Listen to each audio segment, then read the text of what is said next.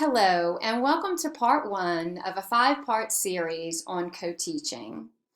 I'm Dr. Melanie Lemoyne, and I will be hosting the sessions part one through five. We're going to start with an overview, an introduction, ground our work in some specific definitions of what co-teaching is. Then we're going to look at the why we co-teach, and then we're going to move into the specific models, what they would look like, examples, how a classroom would be structured in a co-teaching setting. And of course, we'll spend some time as resident teachers and mentor teachers looking at ways to effectively co-plan, to determine which models we would use and how to catalog our hours and what we're doing, how to make sure we have good record keeping throughout our co-teaching process. Before we get started, and we will do this at each session, we're going to talk a little bit about People First Language and why this is important. As educators, the way we describe a person or the way that we think of a person does impact our expectations for that person. And there's literature out there to support this, that the words we use to describe a person does, whether we intend to or not, impact the way we see that person. So specifically for people with disabilities, as educators, expectations are an important thing in the classroom, right? Having high expectations for all of our students. If we use words like she's disabled or he's a SPED kid, that has a tendency to impact whether or not we maintain the same expectations as we do for all students. So a really easy shift in the way that we describe people can have a really positive impact on the way that we interact with them in our classrooms. So as teachers, general education and special education teachers, we need to move away from using words like he's disabled or she's autistic. And instead, let's think about using language like she has autism, or he's in fourth grade, loves football, and also has a specific learning disability. It's an easy shift, but it does have an impact for you as an educator and ultimately for your students. But wait, I'm not going to give you new content, if this is new for you, without giving you a challenge. I want you to take this information and actually put it into practice. So when you're out in your schools or when you're working with colleagues or you're planning, I want you to think about the language you are using and ask yourself, am I using People First Language, or am I still using words like the SPED kids versus the general ed kids? Make those changes and it will become habitual. It will become part of your everyday language. But if you could take it even a step further, and when you hear your partner teacher, when you hear your peers and your friends using words like, oh, he's disabled, challenge them to reframe that language and see how that impacts the way you all of you, see the students in your classrooms.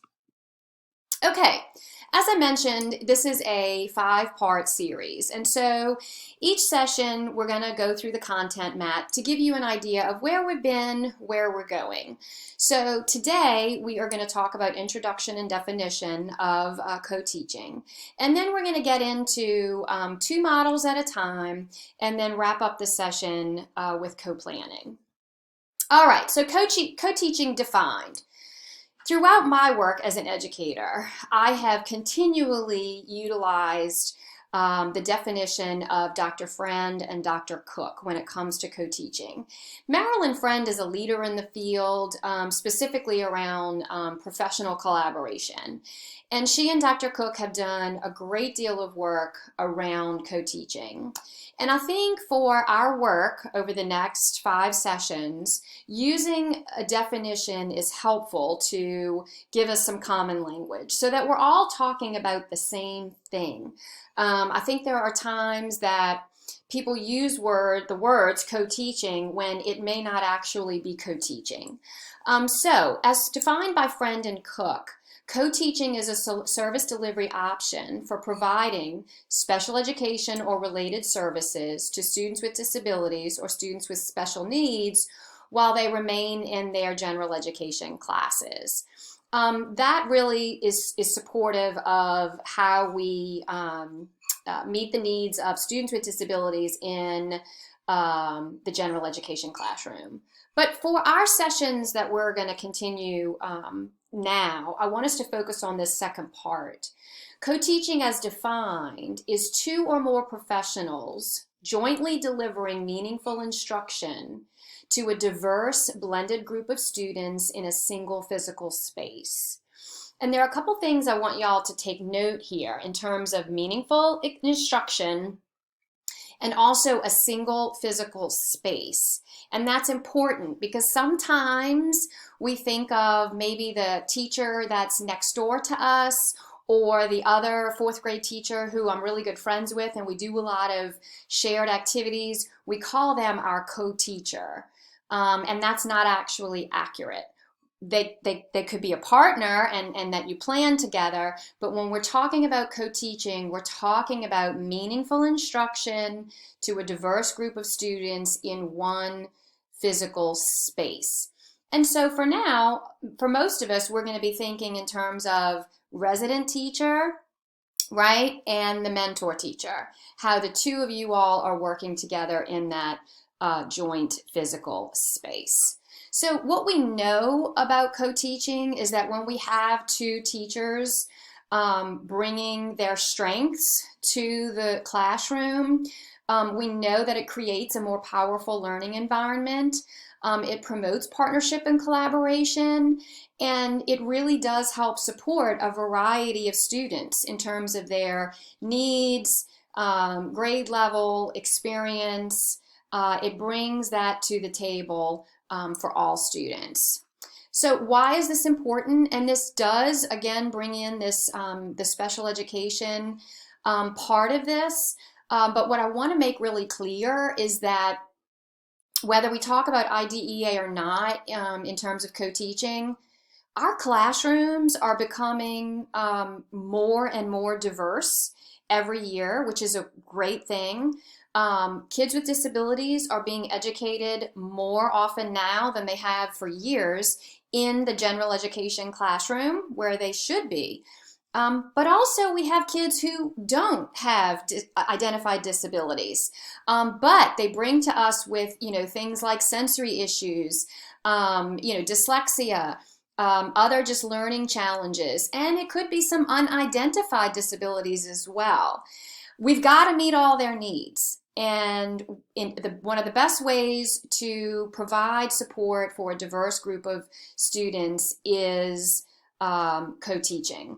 IDEA, however, this is the Individuals with Disabilities Education Act, states that all students with disabilities should have access to and make progress in the general education curriculum.